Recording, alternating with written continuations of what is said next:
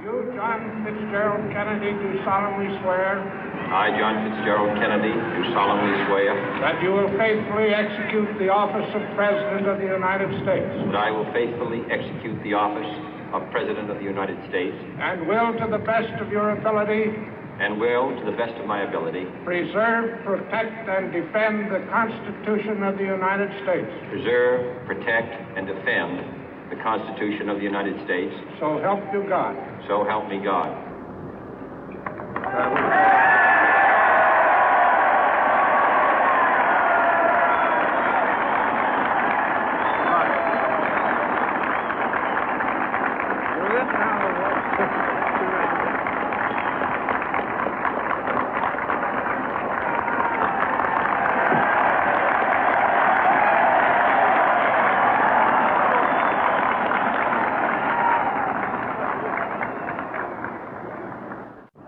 Vice President Johnson, Mr. Speaker, Mr. Chief Justice, President Eisenhower, Vice President Nixon, President Truman, Reverend clergy, fellow citizens. We observe today not a victory of party, but a celebration of freedom, symbolizing an end as well as a beginning, signifying renewal as well as change. For I have sworn before you and Almighty God the same solemn oath our forebears prescribed nearly a century and 3/4 ago. The world is very different now, for man holds in his mortal hands the power to abolish all forms of human poverty and all forms of human life. And yet the same revolutionary beliefs for which our forebears fought are still at issue around the globe. The belief that the rights of man come not from the generosity of the state, but from the hand of God. We dare not forget today that we are the heirs of that first revolution.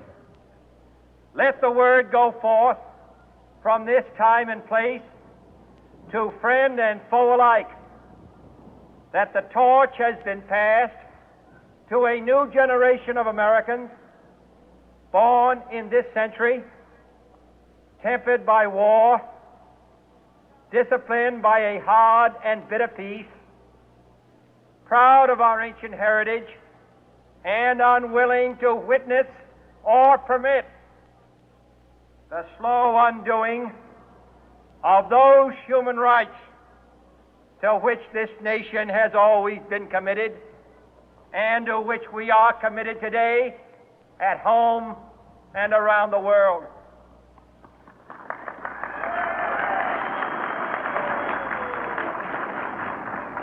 Let every nation know, whether it wishes us well or ill, that we shall pay any price, bear any burden, meet any hardship, support any friend, oppose any foe to assure the survival and the success of liberty.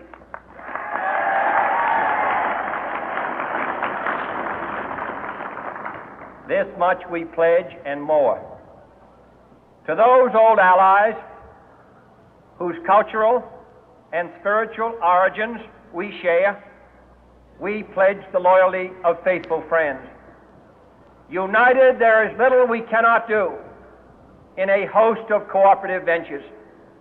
Divided, there is little we can do, for we dare not meet a powerful challenge at odds and split asunder. To those new states whom we welcome to the ranks of the free, we pledge our word that one form of colonial control shall not have passed away, merely to be replaced by a far more iron tyranny. We shall not always expect to find them supporting our view, but we shall always hope to find them strongly supporting their own freedom, and to remember that in the past, those who foolishly sought power by riding the back of the tiger ended up inside.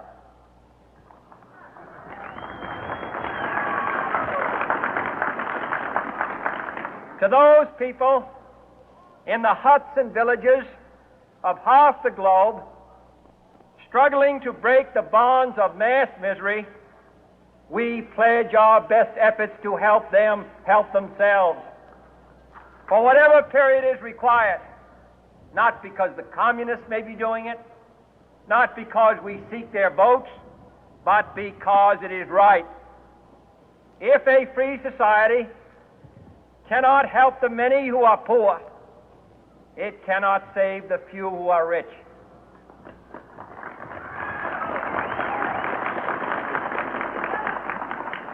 To our sister republics south of our border, we offer a special pledge to convert our good words into good deeds, in a new alliance for progress, to assist free men and free governments in casting off the chains of poverty. But this peaceful revolution of hope cannot become the prey of hostile powers. Let all our neighbors know that we shall join with them to oppose aggression or subversion anywhere in the Americas. And let every other power know that this hemisphere intends to remain the master of its own house.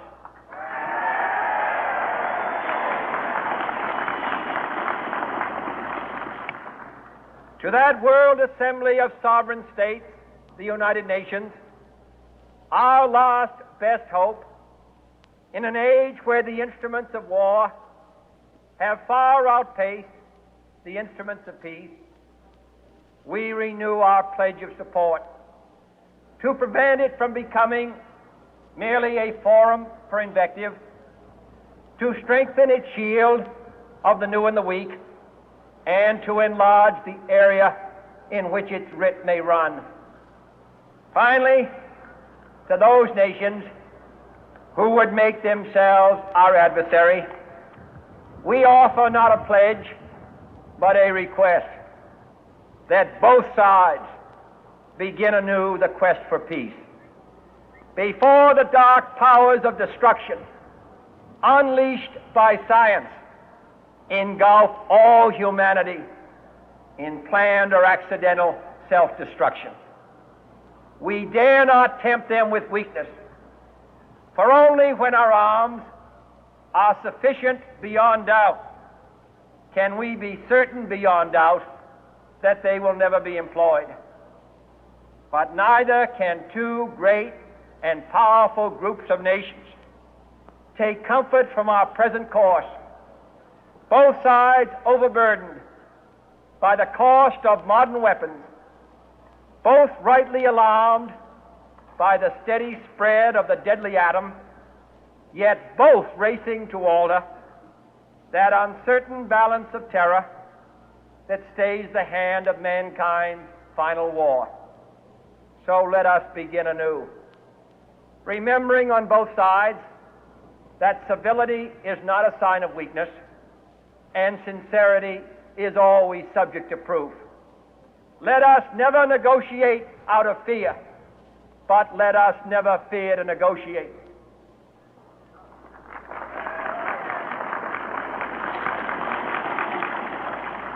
Let both sides explore what problems unite us, instead of belaboring those problems which divide us. Let both sides, for the first time, formulate serious and precise proposals for the inspection and control of arms, and bring the absolute power to destroy other nations under the absolute control of all nations.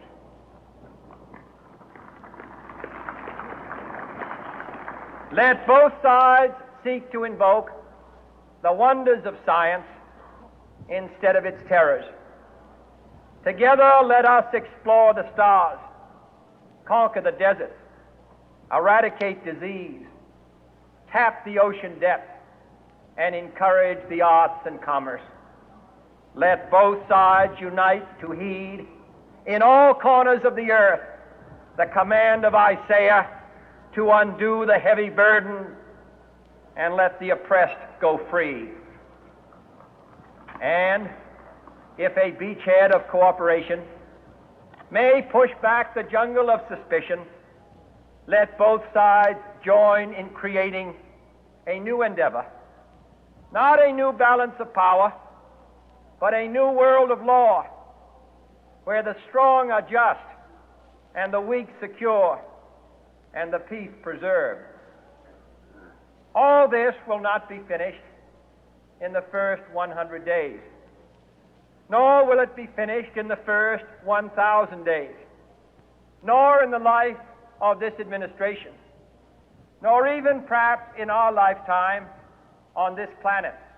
But let us begin.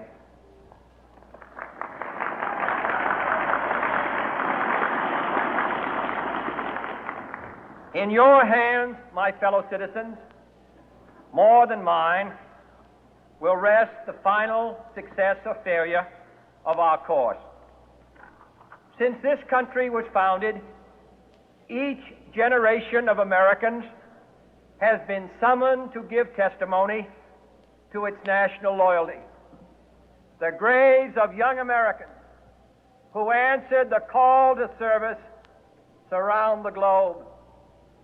Now the trumpet summons us again, not as a call to bear arms, though arms we need, not as a call to battle, though in battle we are, but a call to bear the burden of a long twilight struggle, year in and year out, rejoicing in hope, patient in tribulation, a struggle against the common enemies of man, tyranny, poverty, disease, and war itself.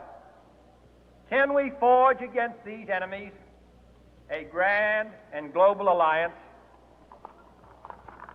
north and south, east and west, that can assure a more fruitful life for all mankind? Will you join in that historic effort?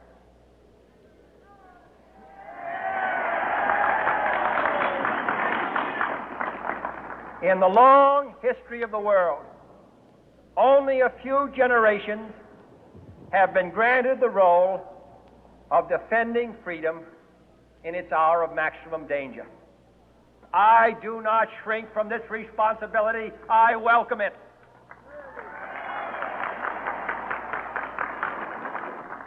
I do not believe that any of us would exchange places with any other people or any other generation. The energy, the faith, the devotion which we bring to this endeavor will light our country and all who serve it. And the glow from that fire can truly light the world. And so, my fellow Americans, ask not what your country can do for you. Ask what you can do for your country.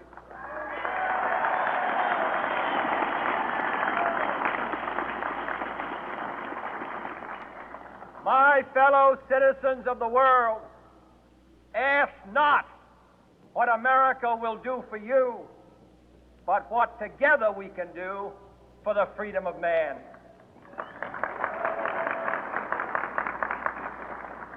Finally, whether you are citizens of America or citizens of the world, ask of us here the same high standards of strength and sacrifice which we ask of you.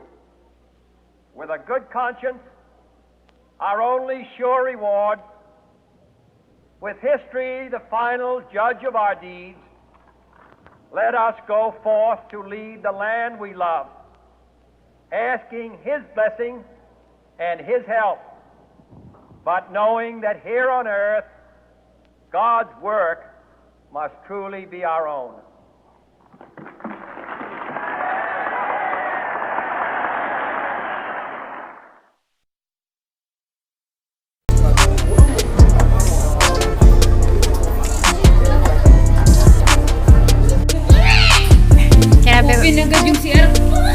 Pati yung toilet dito. Ano ba to? Bakit ang dilim? Ang ingay. Feeling ko hindi to CR, guys. Ito-tour ko kaya sa CR dito, sa Chimchachoy.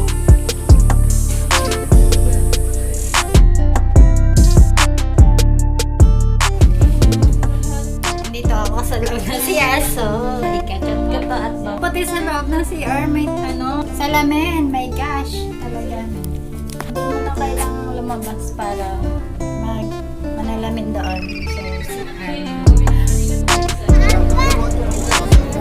Daming tao dito guys sa may tabing dagat.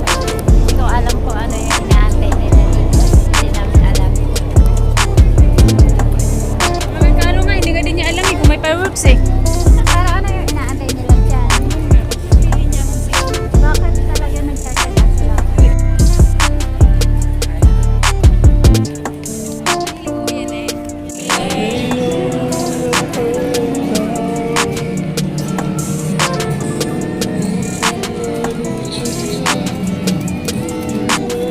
Yan talaga Mario. Ay, naalala ko. Dito ka lang.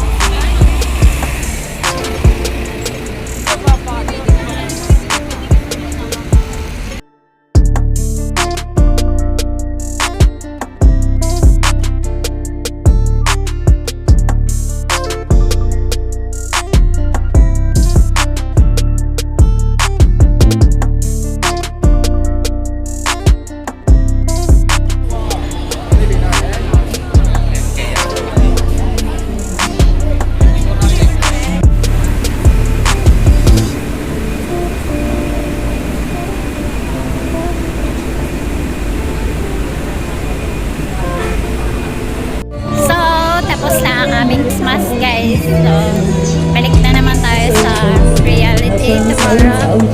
Back to trabaho.